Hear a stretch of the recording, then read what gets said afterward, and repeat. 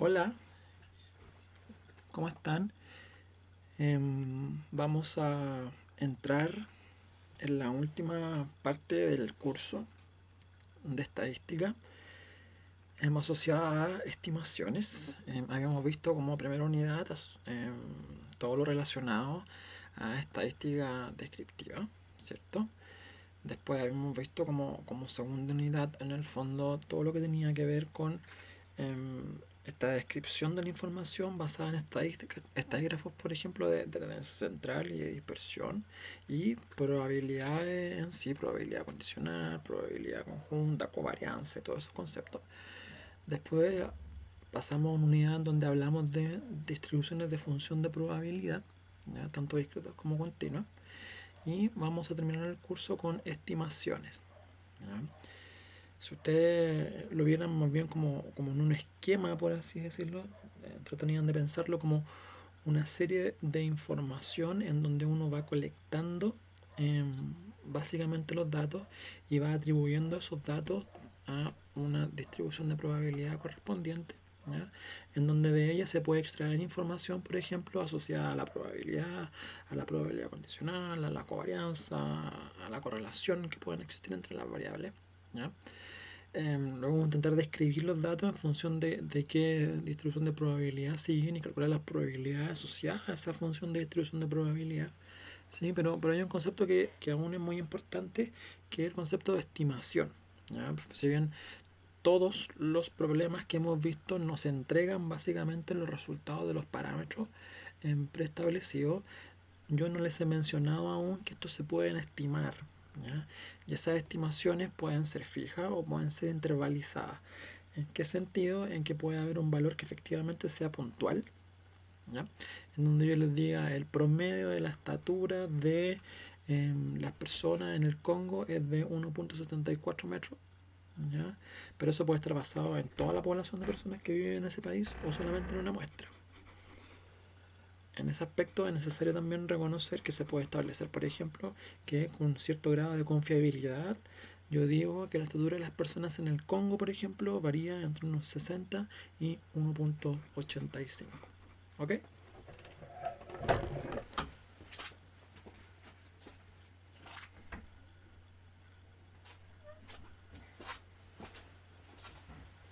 Entonces, en ese sentido, lo que tenemos es que nosotros podemos estimar ciertos valores de un parámetro, en este caso el promedio de la estatura de las personas que viven en el Congo, en base a un estimador puntual o un estimador intervalizado. Desde el punto de vista del estimador intervalizado, esta incertidumbre en el fondo asociada a la estimación viene dada por esta confiabilidad que le acabo de mencionar, ¿sí? Pero en el caso del estimador fijo al final, en donde uno, por ejemplo, puede sacar el promedio simple de una muestra de personas que viven en el Congo, su estimación puede ser errónea, y ese error puede estar asociado a lo que se conoce como un sesgo, ¿ya? O una imprecisión, o una combinación de ambas cosas, ¿ya? Entonces, un poco de esta clase, hablar de la teoría detrás de eso y de los conceptos asociados a todo lo que tiene que ver con estimaciones. Entonces, hay varios contenidos acá que son de tipo lectivo, entonces lo que voy a hacer es que no los voy a leer tan robóticamente hablando, por así decirlo, sino que más bien vamos a ir estableciendo un par de conceptos para poder llegar después a la parte esencial que tiene que ver todo lo que tiene que describir esta unidad respecto de las estimaciones respectivamente. Entonces, estos métodos que vimos en el fondo de estadística descriptiva e inferencial, que es lo que nos estamos metiendo ahora desde el punto de vista de la descripción de la información, lo que habíamos hecho en histogramas, eran tablas de distribución de frecuencia, habíamos calculado estadígrafos, podíamos ver que pues, se podían hacer unas gráficas, por ejemplo, para describir la información, pero lo que nosotros queremos hacer ahora es esta información inferir respuestas respecto de los datos, ¿ya? De sacar algún tipo de conclusión respecto de lo que nos indican o de una hipótesis que podemos plantear respecto a la información que estamos midiendo. Entonces, aquí el concepto clave es generalizar. Lo que queremos es tomar una muestra, ¿ya? Un set de información que conocemos de la población, que no representa en total a la población. En verdad sí lo trato de representar, pero lo que me refiero es que no contiene toda la información de la población, ¿ya? Sino que pretende ser la mejor información posible que se puede recabar de la población dado nuestros recursos, en función del tiempo, en función del dinero, lo que ustedes quieran poner como limitante desde el punto de vista de los recursos.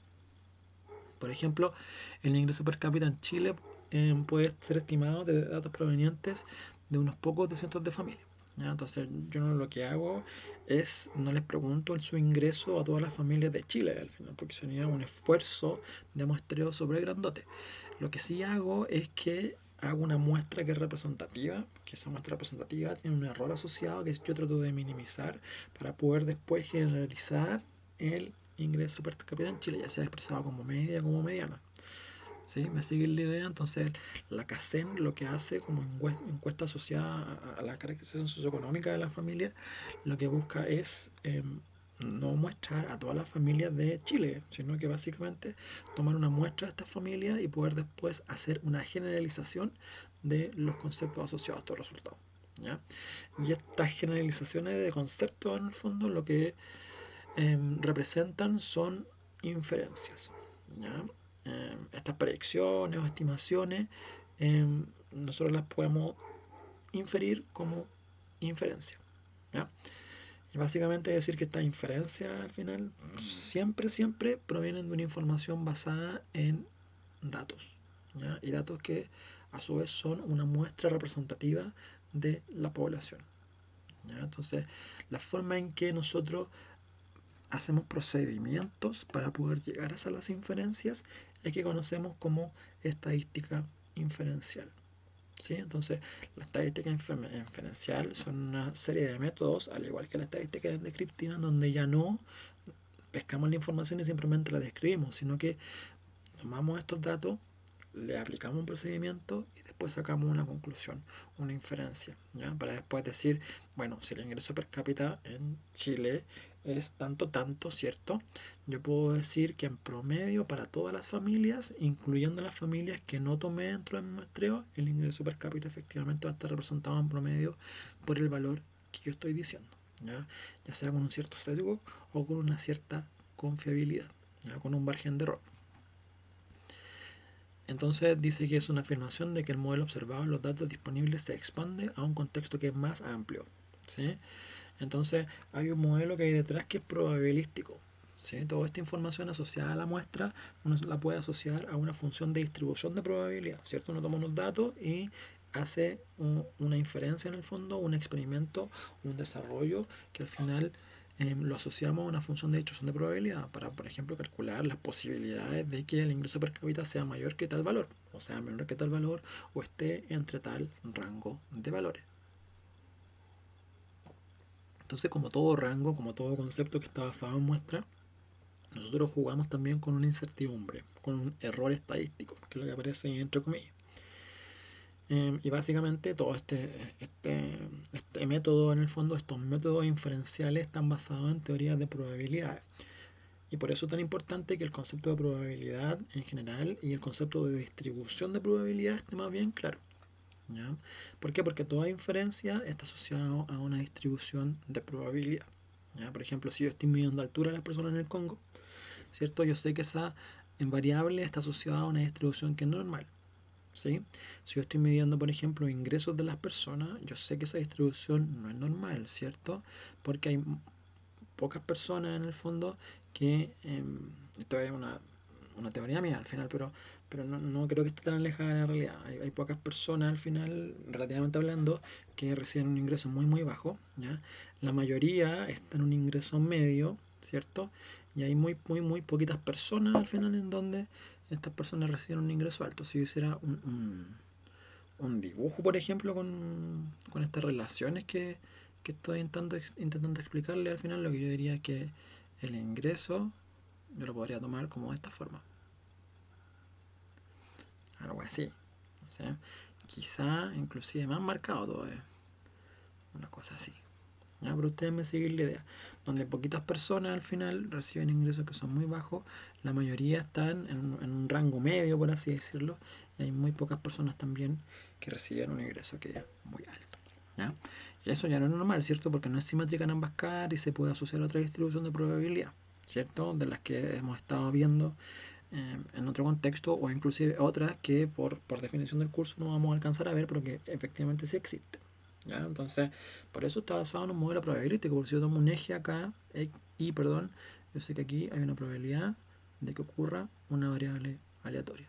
Siendo esta variable aleatoria, por ejemplo, los ingresos, ¿sí?, de las familias. ¿Ya? Entonces, tienen que tener presente en el fondo que en función de los datos que uno está tomando, ya sea la altura, la estatura de la gente en el Congo o los ingresos de la familia en Chile, uno puede asociar estos valores a una función de distribución de probabilidad, que a su vez nos puede entregar ciertas probabilidades asociadas al valor. Por ejemplo, no sé, hay un 15%, esto no está a escala, ¿ok? Un 15% de probabilidad de que el ingreso de la familia en el fondo sea mayor a un valor x1, ¿sí? Que puede ser el valor que ustedes quieran poner. ¿Se entiende la idea? Entonces, ya tenemos claros que la población corresponde a todas las observaciones de interés de parte del investigador, y eso lo conocemos como población objetivo. ¿Ya? ¿Se acuerdan que nosotros trabajamos con semillas de cítrico al final, como les daba el ejemplo hace muchas clases atrás? Yo no estoy desconociendo que existan semillas de otras especies, sino que a nivel de población objetivo, ¿ya? Yo estoy acotando en el fondo, dándole un apellido a la población correspondiente. Yo se la conozco como población objetivo. Y en el contexto de esta población, uno establece un parámetro, ¿ya?, que describe esta población. Estos parámetros en el fondo puede ser una media, ¿cierto? Puede ser una varianza, puede ser una desviación estándar, ¿sí o no? Puede ser una proporción, ¿ya? Distintos valores en el fondo que pueden representar a la función de distribución de probabilidad correspondiente, ¿ya? Y lo estoy escribiendo con letra griega básicamente porque son parámetros poblacionales, ¿sí? Entonces es un numerito, un número, un valor que resume a la población, ya sea desde el punto de vista de su centro, ya sea desde el punto de vista de su variabilidad, o ya sea desde el punto de vista de su valor relativo, ¿cierto? De su proporción, de su razón, ¿sí o no? Entonces, cuando nosotros hablamos de poblaciones en general, lo que queremos hacer no es describir en el fondo a toda la población dato por dato, sino que queremos describir a la población de forma general basado en parámetros, ¿ya? Y estos parámetros al final lo que nos van a decir es que efectivamente la población tiene un valor que la describe. Pero como yo no tengo acceso a todos los datos de la población de un punto de vista práctico, en el fondo, porque hay ciertas limitaciones, hoy en día esas limitaciones son mucho más escasas al final en la era de la digitalización, pero piensan en 1930 en el fondo, donde todo esto estaba en auge y efectivamente había muchas limitaciones para construir una base de datos que fuera gigantesca con toda la información disponible de la población. Y en ese sentido lo que hace uno es trabajar con estadígrafos ahora, asociados a una muestra. Entonces recuerden siempre sus conceptos: parámetro está asociado a una población y estadígrafo está asociado a una muestra, ¿ya? Y que estos parámetros en el fondo son una descripción concisa de lo que queremos representar de la población, ¿ya? Entonces, parámetro, como les decía, es una medida descriptiva de todas las observaciones de interés de la población correspondiente, ¿ya? Y ustedes pueden pensar que hay poblaciones que pueden ser comparadas mediante valores de los parámetros. Volvamos a las semillas de los cítricos, ¿sí? Yo a las semillas de los cítricos, por ejemplo, les puedo estar midiendo el contenido de endosperma, por ejemplo, ¿ya? Medido, por ejemplo, en unidades de azúcar, de almidón, ¿sí o no? Pero los que son más agrónomos, básicamente. Entonces, en ese caso, yo puedo tener, bueno, semillas de cítricos asociados a una cierta ladera de un cerro, ¿sí o no? Y cítrico, en el fondo, semillas de cítrico que están en otro árbol que está al otro lado del cerro. No sé si me sigue la idea, hay un contraste ahí. Entonces, en un lado el árbol, por ejemplo, le da sol en la mañana y el otro árbol le da sol en la tarde, ¿sí o no? Pueden ocupar cualquier otra medida de contraste. Puede ser, por ejemplo, un árbol que está más arriba en el cerro y otro árbol que está más abajo en el cerro. Puede ser un árbol en el fondo que está regado bajo cierta condición, gotero, y otro árbol que está, por ejemplo, regado bajo tendido, no sé, o un surco. Y así cualquier otra condición: un árbol que está enfermo versus un árbol que está sano, un árbol que se le aplicó un cierto tipo de herbicida o fungicida o plaguicida o el sida que ustedes quieran, ¿ya? Y otro árbol que no. no sé, ahí ustedes pueden inventar cualquier medida de contraste en el fondo en base a la misma población objetivo. Y si ustedes están midiendo la misma variable, en este caso la cantidad de endosperma en una semilla asociada a estos cítricos, ¿sí? Pueden comparar el promedio, ¿cierto?, del endosperma medido en cantidad de almidón del árbol que está en un lado del cerro versus la cantidad de endosperma medida en unidades de almidón del árbol que está en el otro lado del cerro. ¿Se entiende? Entonces, y eso en base a una hipótesis. Por ejemplo, no podría decir que efectivamente los arbolitos que reciben sol en la mañana, ¿cierto?, tienen una mayor cantidad de endosperma, ¿sí o no? Por ende, más probabilidades de que estas semillas germinen una vez que han sido plantadas. ¿Ya? Recuerden que todo esto tiene base a una hipótesis. Acaba de hacer un experimento muy sencillo en el fondo, por lo que acabo de plantear, de modo tal de poder responder a esta pregunta, ¿sí o no? Midiendo la cantidad de almidón simplemente que existe entre las semillas. Entonces eso redunda en el tercer punto, que estos parámetros tienen una importancia en la toma de decisiones, ¿sí o no? Porque si el promedio efectivamente del endosperma en las semillas que está en el lado del sol de la mañana es mucho mayor que el endosperma de las semillas que están en el lado del sol por la tarde, yo voy a decir, bueno, efectivamente hay más posibilidad de hacer propagación de este cultivo en base a las semillas que están asociados al lado que recibe más sol. Dado que la literatura me dice que mientras más endosperma tienen las semillas, más posibilidad hay que las plantas germinen. ¿Ya? Entonces, por eso ahí estoy tomando una decisión en función de un resultado. Puede ser positivo, donde efectivamente yo me dedico al negocio de propagación, por ejemplo, de cítricos, ¿sí o no?, en base a este descubrimiento que yo hice, o lo resto descarto. Efectivamente no fue una buena idea hacer esto y no es un resultado malo al final, sino que simplemente me da pautas para decir, efectivamente lo que yo estoy probando no está resultando como a lo mejor yo esperaba, pero también eso es un resultado, ¿sí? Entonces hay otro concepto clave, que no toda ciencia es mala, ¿sí?, sino que el resultado no esperado no es que esté malo, sino que simplemente no ocurre de la forma en que uno quiere. Y eso da pauta, por ejemplo, a otras investigaciones, ya que eludan ese problema, ese error, ese valor no esperado. ¿Se entiende? Entonces hablábamos de parámetros, ¿cierto?, asociados a la población, y ahora vamos a hablar de estadígrafo asociado a la muestra. Entonces, como les decía, como las poblaciones son muy grandes para estudiar, lo que hacemos es tomar una cantidad de población más pequeña y que denominamos como muestra, ¿ya?, que a su vez es un subconjunto de la población que se selecciona científicamente. ¿A qué se refiere con científicamente al final? Básicamente al concepto de que la seleccionamos de forma tal de minimizar el error relativo respecto del parámetro que queremos estimar, ¿ya? Por ejemplo, si la altura real de todos los habitantes del Congo efectivamente es 1.74, ¿ya?, y yo tomo una muestra y el promedio de esta muestra es 1.74, yo hice un trabajo maravilloso, ¿ya no?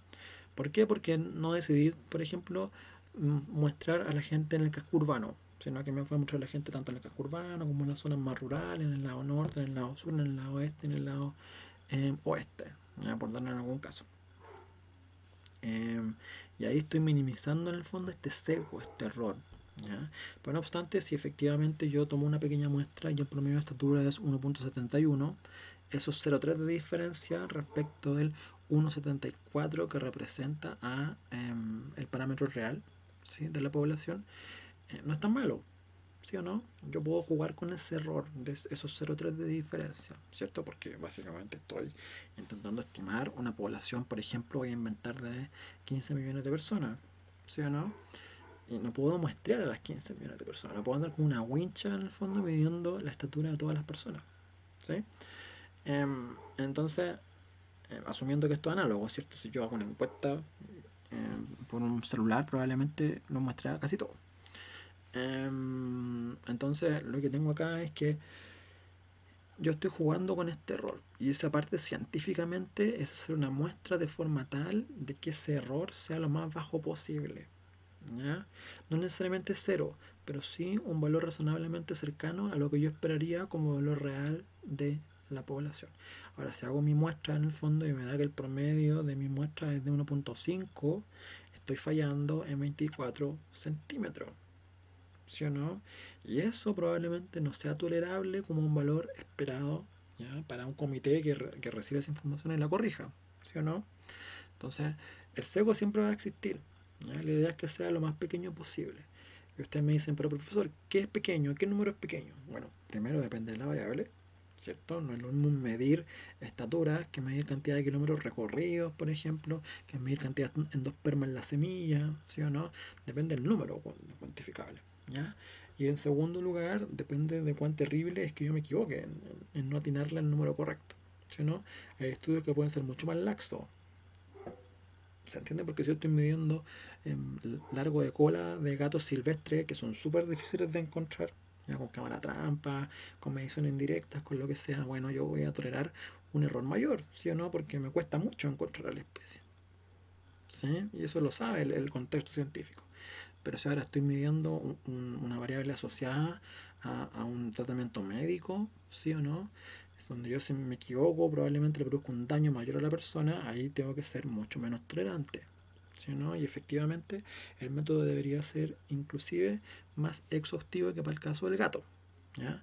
No desconociendo el hecho que el gato también puede ser muy importante, pero depende de la variable. Y esta medición científica al final tiene que ver con eso.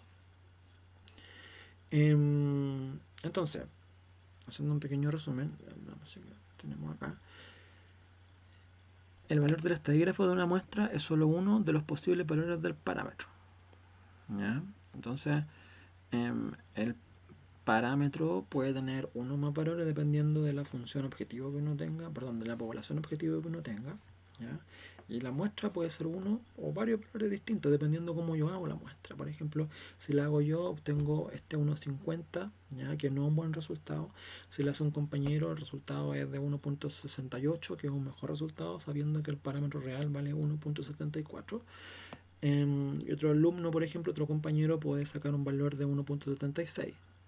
Ahí el estadígrafo es mucho mejor, ¿sí o no? Pero está ciego, si yo no conozco que efectivamente el valor real es de 1,74, yo no sé más bien cuál de los tres efectivamente está en el lado correcto, ¿sí o no? Entonces hay que tener ahí hincapié en eso, que uno puede sacar una buena muestra, pero casi nunca uno conoce el valor real poblacional. ¿Sí o no? Eso es más bien una utopía. Entonces tiene que ser el diseño del experimento o el muestreo de forma tal de minimizar un error que es más bien abstracto en este caso. Y por eso los valores del estadígrafo dependen de la muestra. ¿Sí o no? Lo ideal es que si muestreo muchas veces en el tiempo la misma variable con la misma cantidad de datos o en un mismo instante del tiempo muchos amigos, colegas o investigadores muestran lo mismo, todos tendamos a tener el mismo valor o un valor que sea relativamente cerca, ¿ya? Porque estamos diciendo que primero nuestro experimento está bien diseñado, ahí estamos midiendo todo bien, y en segundo lugar aquí estamos capturando la mejor variabilidad posible de la población que estamos midiendo, ¿cierto? Estamos haciendo bien la pega. ¿Ya? Entonces, si tenemos una buena muestra, a su vez también podemos sacar una buena inferencia. Yo les decía, por ejemplo, que para el caso de la población, los estadígrafos están asociados a la media, ¿cierto? Mu a la varianza, sigma cuadrado a la desviación estándar, por ejemplo, sigma, y a la proporción, P mayúscula. ¿Sí? Son algunos, pueden haber otros parámetros que no son parte de este curso, pero que existen igual. En el caso de la muestra, ¿ya? Siguiendo el mismo orden, nosotros tenemos que esto es x barra, ¿cierto? S mayúscula cuadrado, S minúscula, ¿cierto? Y P minúscula. ¿Ya? Entonces, el estadígrafo asociado a la media muestral es x barra, tal como el estadígrafo asociado a la media poblacional es mu. Y así vamos lo mismo con S cuadrado respecto de sigma cuadrado, S respecto de sigma y P minúscula respecto de P mayúscula. ¿Ya? Entonces, estos son los estadígrafos y parámetros en el fondo principales asociados a una población de una muestra. Entonces, estos son parámetros y estos de acá son estadígrafos.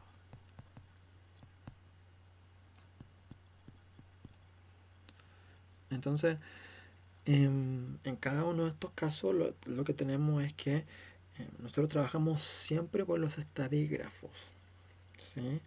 Los problemas de prueba generalmente se entregan ciertos los parámetros poblacionales, pero al final con lo que uno lidia, ya sean sus tesis, ya sea en su vida, ya sea en cualquier otro contexto que tenga que ver con la estadística y que apliquen en el futuro, más bien con los parámetros muestrales, ya, o mejor dicho, los estadígrafos muestrales, ¿ya?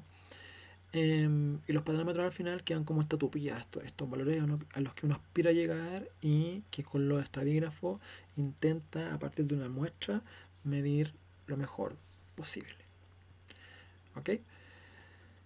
Entonces, si uno lo ve desde el punto de vista probabilístico, recuerden que esto es todo un concepto asociado a la probabilidad. El estadígrafo es una variable aleatoria, ¿ya?, que puede tomar distintos valores con sus respectivas probabilidades. El parámetro es siempre 1. La altura de las personas del Congo es 1.74. Pero si yo me voy a medir en una proporción, por ejemplo, en un tamaño muestral de 100 personas, que en la altura de estas personas promedio es ahora de 1.70, va un colega y hace lo mismo 1.75, y hace lo mismo otro colega, saca 1.72, y otro colega va y saca 1.84. Se entiende que el estadígrafo puede tomar distintos valores, ¿sí? Y esos valores, como pueden ser distintos, se asumen como variables aleatorias, que a su vez pueden tener distintas probabilidades. Entonces, cuando uno habla de distribuciones de probabilidad de los estadígrafos, ¿ya?, habla ahora de distribuciones muestrales, ¿ya? Hago un dibujo, por ejemplo, el investigador 1 sacó un promedio x/1, ¿cierto? Un estadígrafo muestral de su muestra, ¿sí o no?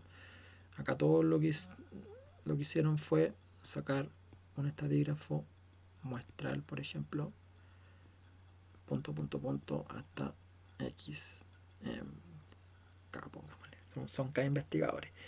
Y cada investigador tomó una muestra de tamaño 100. Por eso lo pongo ahí con n minúscula, porque estamos en la muestra. Si fuera el total, por ejemplo, de la población, sería una n mayúscula, ¿ya? Entonces, si yo tomo cada uno de estos datos ahora como una variable aleatoria, ¿cierto?, yo lo que voy a tener después es una distribución de probabilidad asociada ahora al promedio, ¿ya? Entonces, lo que estoy haciendo ahora es que en vez de tomar un dato para hacer un histograma y después hacer una distribución de probabilidad, lo que hago es tomar un promedio de un muestreo de cada una de las personas. Y puede ser distintos investigadores o puede ser una misma persona que toma distintos datos en el tiempo. ¿Se entiende, no? Y voy a armar ahora una distribución de los estadígrafos muestrales, ¿ya?, no de los datos de la muestra. Recuerden que cada uno de estos datos también, para complicar un poco el dibujo, tiene su distribución asociada, ¿sí o no? Este x2 también tiene una distribución, ¿cierto? Porque son varios datos que me permiten a mí sacar el x barra correspondiente. Y acá está el xk, tiene su distribución correspondiente. Entonces, como estos son promedios, ¿sí o no?, cada uno de estos promedios proviene de unos datos. Y cada uno de estos datos, en el fondo, está asociado a ese promedio. ¿Se entiende? Entonces, hay, por ejemplo, el promedio de esta distribución es x barra k. ¿Sí o no? El promedio de esta distribución de acá es x3. ¿Se entiende? Voy a colocarlo acá, x barra 3. Y ese es el promedio. ¿Sí o no? Entonces, cada dato de cada promedio, de cada persona, por ejemplo, que toma datos de la gente del Congo, ¿ya?, uno puede armar una distribución con esos datos y ese promedio va a ser x1, x2, dependiendo del investigador. Pero ahora si yo tomo todos los promedios, ¿sí?, y con esos promedios yo hago una función de distribución de probabilidad, lo que tengo es una distribución muestral, ¿ya? Y estas distribuciones muestrales son muy importantes para poder hacer estimaciones respecto de los parámetros poblacionales, ¿ya? Quédense bien con ese concepto. Cada uno de los datos en un grupo particular, entendiendo grupo como en este caso cada investigador que mide la estatura de la gente del Congo, lo que hace es que puede hacer una distribución de probabilidad. Pero si yo tengo muchas personas, K personas básicamente midiendo lo mismo, puedo tener una distribución de probabilidad ahora del estadígrafo muestral. ¿Ya? Y eso se conoce como distribución muestral. Y se rige bajo la misma ley en el fondo de las variables aleatorias. ¿Ya? Bien, entonces tenemos los conceptos de parámetros para el caso de la población, los conceptos de estadígrafos para el caso de la muestra. ¿Ya? Y dentro de la muestra en el fondo, dependiendo de quién mida o de cómo yo mida en el fondo, en el tiempo o dentro de estas personas dentro del mismo tiempo, lo que voy a tener va a ser distintos X barra, tratando de representar el valor de la población. ¿Ya? Y todos estos X barra, ¿cierto? Pueden a su vez representar una distribución muestral, ¿ya? Que es lo que está dibujado ahí en rojo. ¿Sí? Entonces, es muy importante tener eso para entender después los tipos de estimación. ¿Ya? Entonces, la estimación puntual consiste en estimar un parámetro en forma puntual, valga la redundancia, a partir de un estadígrafo. Entonces, yo voy a decir que el estimador puntual, por ejemplo, de la altura de la gente en el Congo va a ser X barra 1. ¿Ya? Simplemente ese valor. ¿Sí o no? Y en base a ese valor yo voy a decir, bueno, este es el valor que yo medí porque hice el experimento solamente una vez. ¿Ya? O puedo coger el mejor de los X barra basado en un criterio arbitrario, ¿sí o no? Me parece que este es el mejor porque representa con mayor fidelidad a la población. Esto puede ser súper subjetivo, pero puede existir de todas formas. El mejor valor puntual es el promedio de todos los X barra. ¿Se entiende el concepto? ¿No? Entonces uno lo que va haciendo es que obtiene un valor fijo, un valor único que intente representar lo mejor posible a la población. ¿Ya? Por su lado, la estimación por intervalos consiste en estimar un intervalo en que se encontrará el parámetro con un cierto nivel de confianza. ¿Ya? Entonces, lo que ustedes tienen acá es que efectivamente, ay, me quedó pésimo, esto lo voy a borrar mejor para que me quede más derechito. ¿Ya? Entonces lo que ustedes tienen al final es que tienen la distribución de los datos, ¿cierto? Pero esta es una distribución de una X barra mayúscula grande. ¿Ya?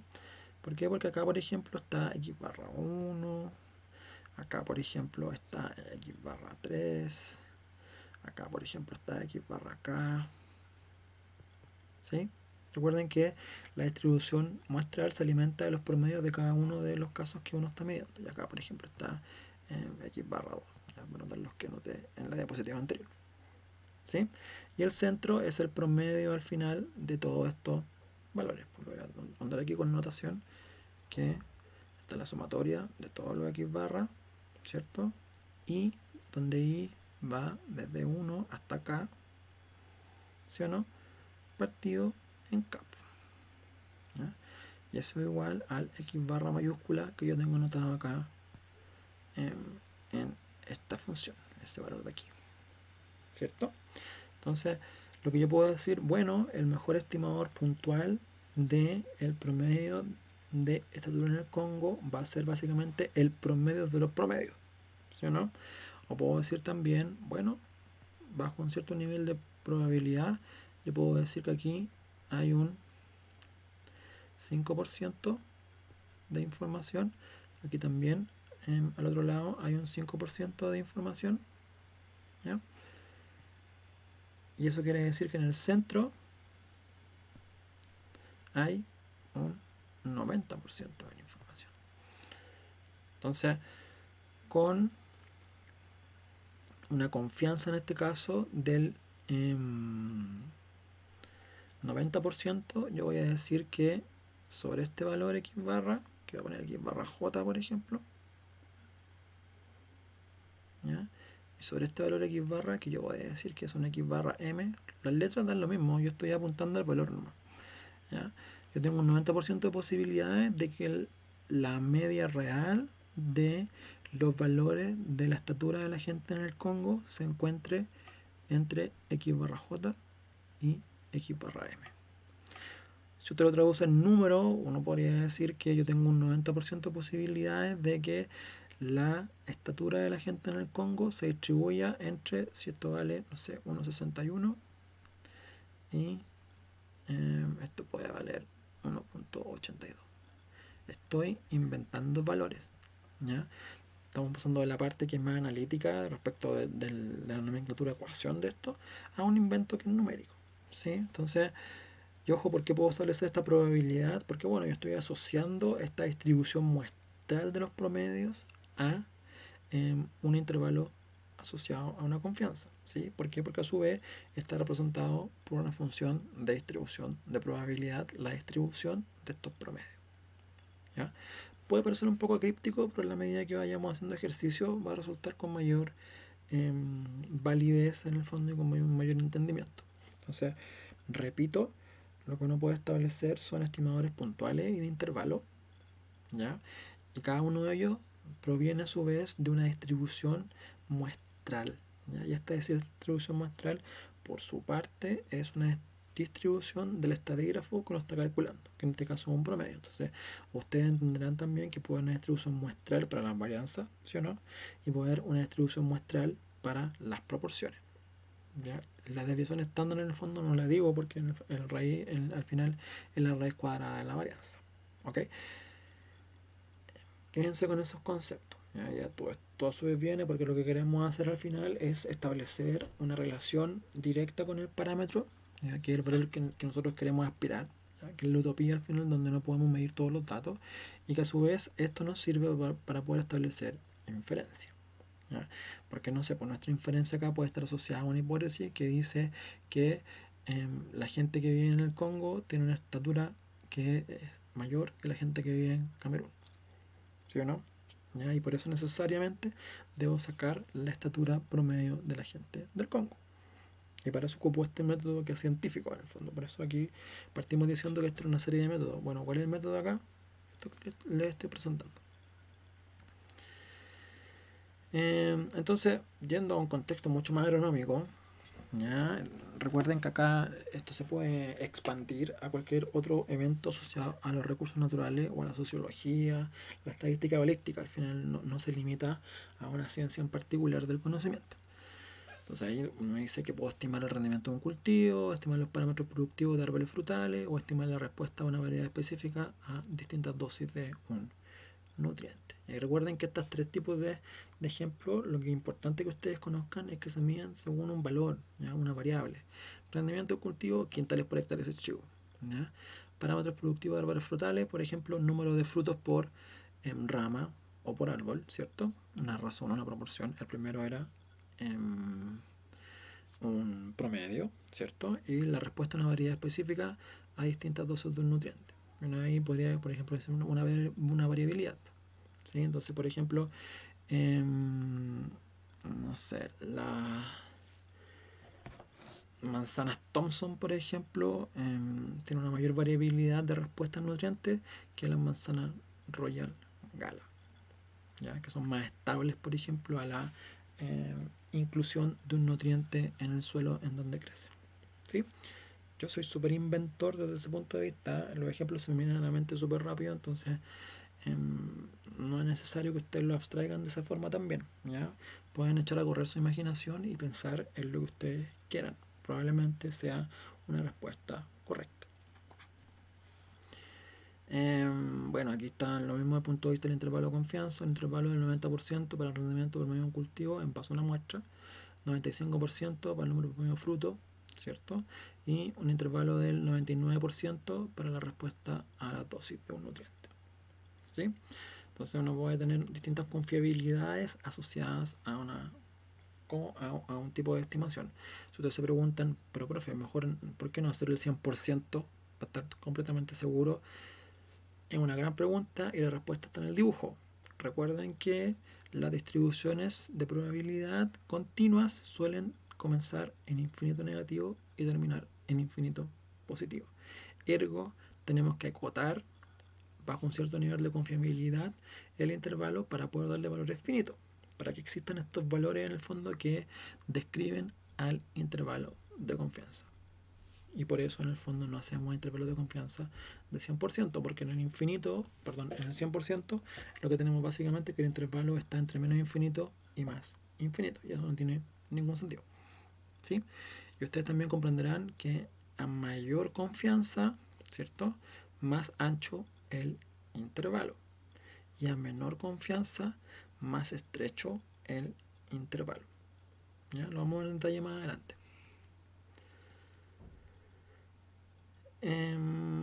Bueno, esto podemos decir que también podemos hacer comparaciones, como en el tercer caso, donde podemos tomar la diferencia de la respuesta promedio de una variedad a dosis distintas. Lo siento. Entonces lo que podemos decir ahí es que podemos tener dos distintos tipos de variedades específicas de fertilizantes diferentes, ¿ya?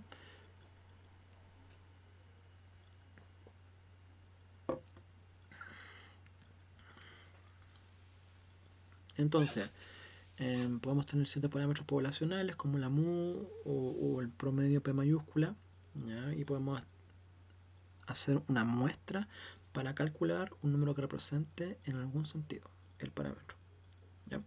Y eso reconocemos como estimador puntual. Entonces, para hacer las estimaciones de estos parámetros hay dos métodos que son relativamente relevantes, que son la máxima verosimilitud y la máxima probabilidad, ¿ya? En el fondo, lo que ustedes quieren resolver con estos métodos es cuál es el valor que tiene mayor probabilidad de ocurrir dependiendo de la distribución de probabilidad que describe al dato, ¿ya? En este caso, por ejemplo, ustedes tienen que para la curva verde el valor más probable de ocurrir está ahí, ¿cierto? Para la curva roja está ahí, para esta curva está ahí. Y hay métodos en donde uno puede efectivamente rescatar ese valor. Recuerden el cálculo, ¿sí? Si ustedes sacan, por ejemplo, la primera derivada, obtienen el máximo de una función, ¿ya? Y el punto de inflexión, básicamente. ¿Y cómo confirman que es un máximo? Recuerden que eso lo confirmaban sacando la segunda derivada, ¿ya? Entonces, dependiendo de estos métodos que no vamos a ver en detalle, en el fondo lo que puede hacer es estimar o encontrar el valor en donde ocurre la máxima probabilidad de ocurrencia, valga la redundancia, del parámetro correspondiente. Ese parámetro puede estar distribuido en base, por ejemplo, a la curva verde, a la curva roja o a la curva azul, ¿ya? Entonces, lo que nosotros queremos hacer es estimar un valor fijo. Y ese valor fijo, único en el fondo, como estimador puntual, para este caso lo que va a corresponder es el valor que tiene mayor probabilidad de ocurrir. Ok, entonces la inferencia está casi siempre concentrada en sacar algún tipo de conclusión acerca de uno o más parámetros, ¿ya? Que a su vez proviene de una hipótesis que nos lleva a responder esa pregunta.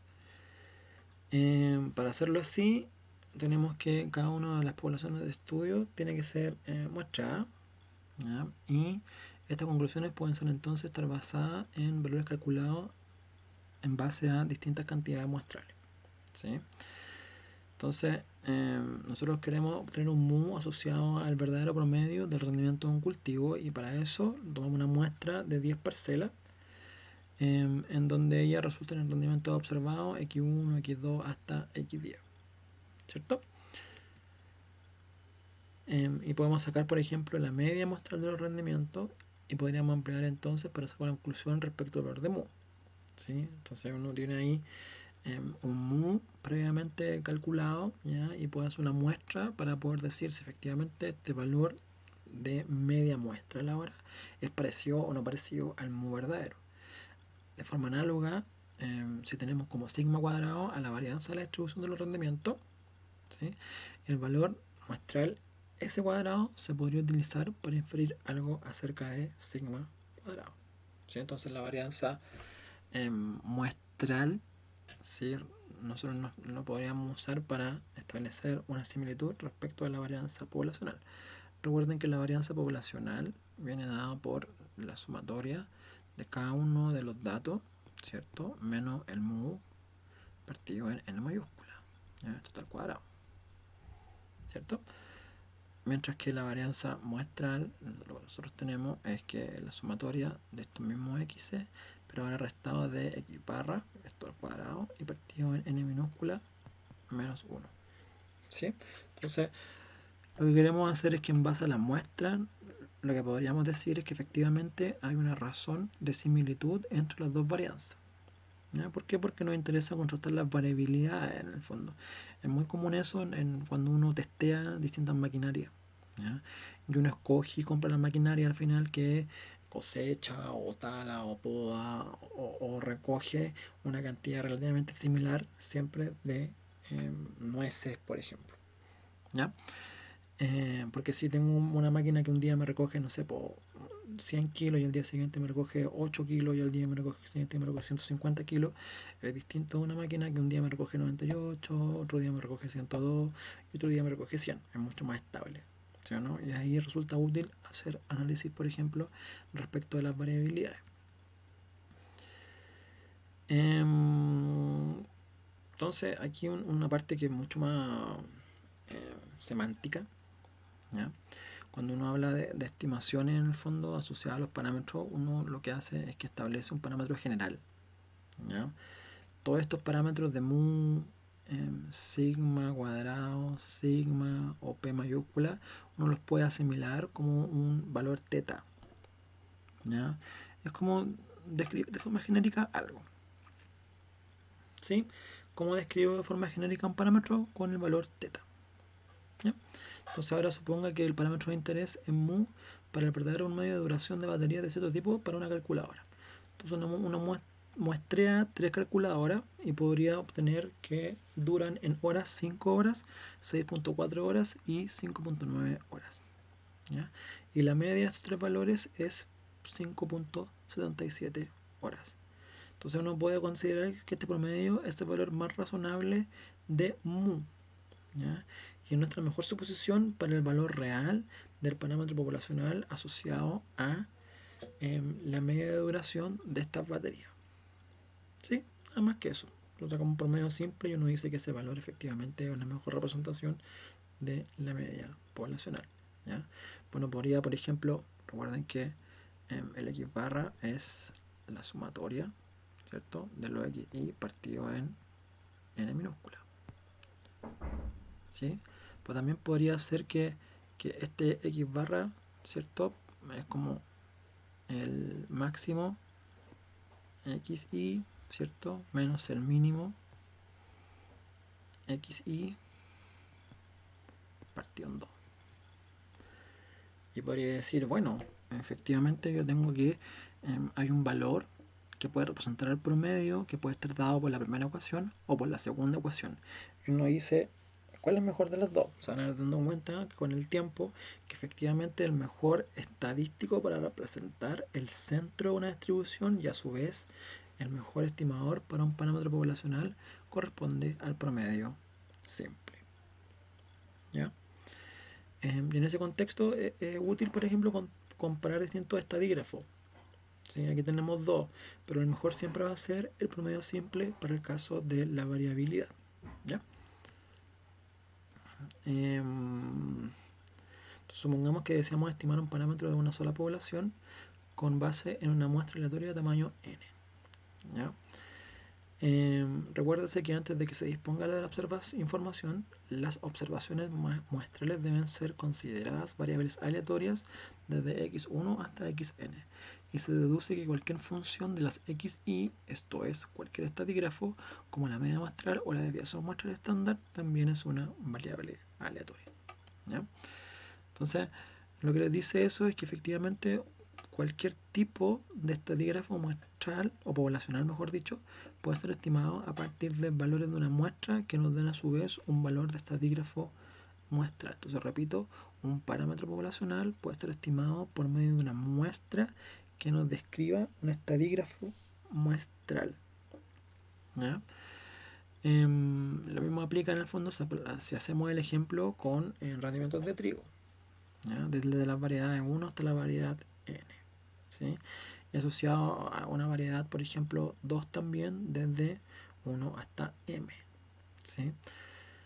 Entonces la diferencia entre las dos medias muestrales, que viene dada por la variedad 1 y por la variedad 2, las podemos contrastar, ¿cierto? Si nosotros decimos que efectivamente la media 1 es igual a la media 2, le estamos diciendo que la diferencia entre ambas es 0, ¿sí o no? Ahí podemos plantear una hipótesis en donde efectivamente queremos corroborar esto, o hay otro tipo de relación en donde a lo mejor la varianza, perdón, la media de la variedad 2 es mayor que la de la variedad 1. ¿Ya?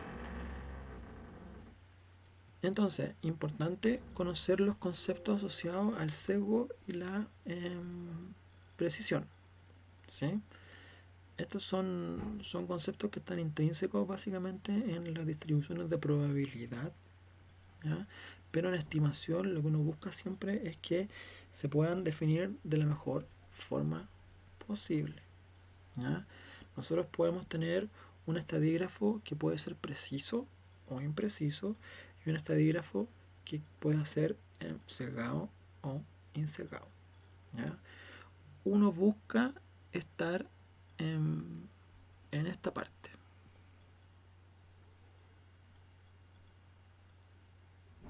¿sí? El propósito de nosotros es que tengamos el mejor estadístico posible, que si lo vemos como ¿cómo se llama esto? Una diana, al final con nuestras flechas lo que apuntemos siempre es hacia el blanco, ¿cierto? Hacia el centro. Ahora, cuando hablamos de sesgo, lo que estamos diciendo es que en promedio, recuerden que el promedio al final de estos puntitos uno lo podría marcar como este valor de acá, si uno saca el promedio de los puntitos. El sesgo es la diferencia que existe entre este promedio y el centro, ¿sí o no? Lo mismo acá, por ejemplo, para estos puntos que están más dispersos, ¿ya? Entonces, en ese caso lo que tenemos es que en la primera fila, cuando soy preciso, ¿cierto? Lo que estoy haciendo es siempre atinar al mismo punto, ¿ya? Independiente si estoy lejos o cerca del blanco. Y cuando hablo de sesgo es cuán cerca o lejos del blanco estoy en promedio. Si estoy sesgado, hay un sesgo, bueno, en promedio, ¿cierto? Voy a estar muy lejos siempre del centro. Ahora, si estoy insesgado, en promedio voy a estar muy cerca del centro, que es donde yo quiero estar. Si yo, por ejemplo, saco el promedio de la cuarta figurita contada de arriba abajo y de izquierda a derecha, voy a tener que promedio más o menos va a estar ahí, ¿cierto? Entonces estoy bien al final, pero tengo una dispersión mayor, quiere decir que soy impreciso, pero a su vez que soy insesgado.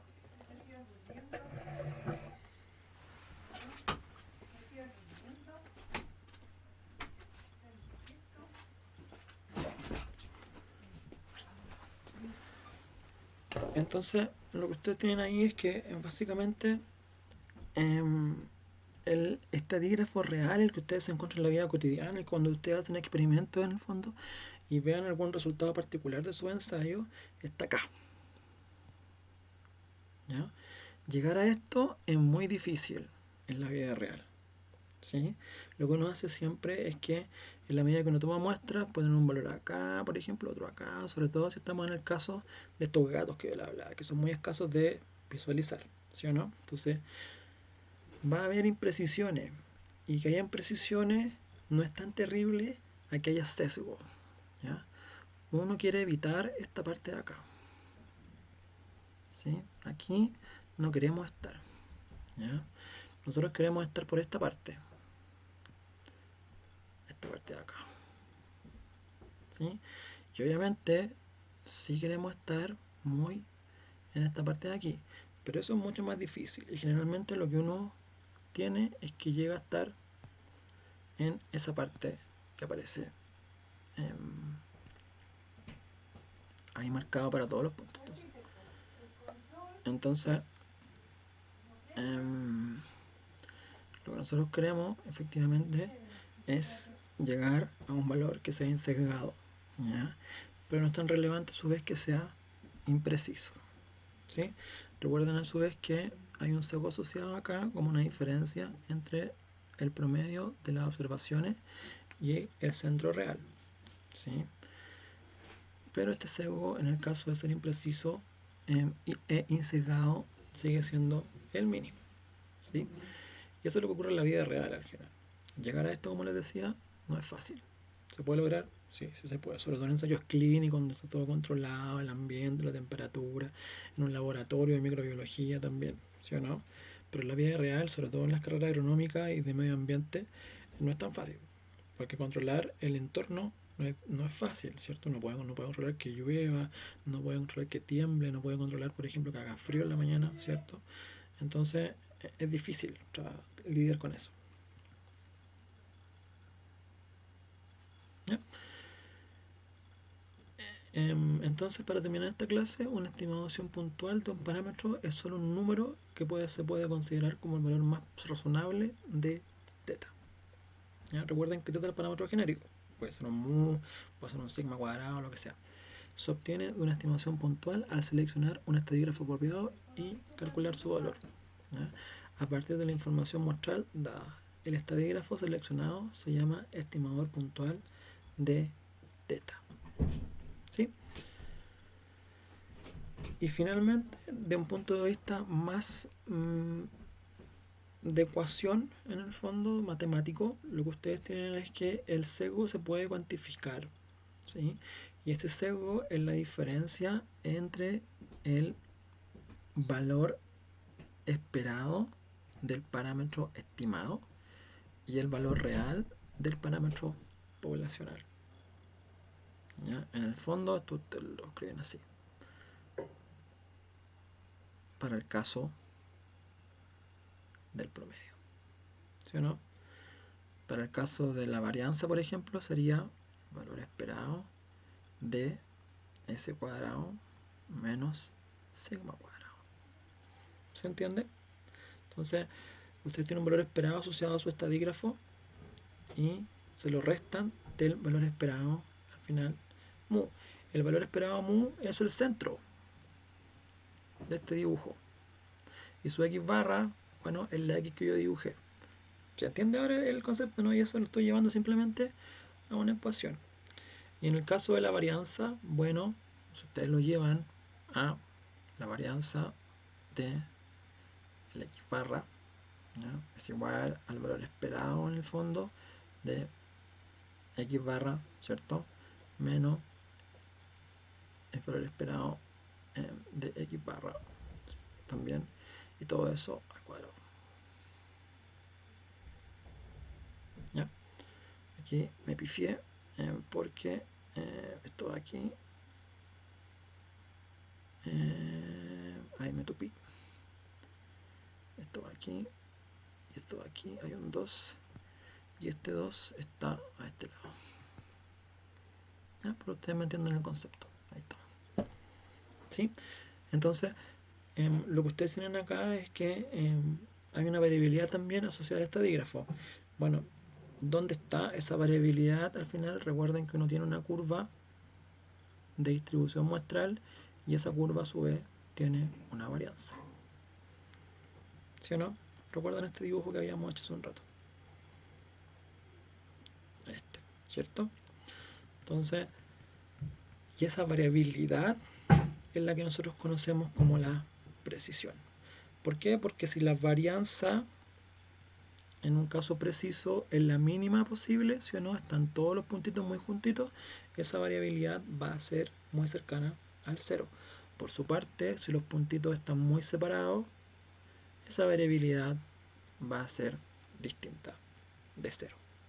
¿Ya? Esta es una clase que es muy teórica, ¿sí? Vayan repasándola y cubriendo los contenidos que vamos avanzando en el curso, que ya hemos visto, porque vamos a ir básicamente en esta onda de aquí en más. ¿Ya?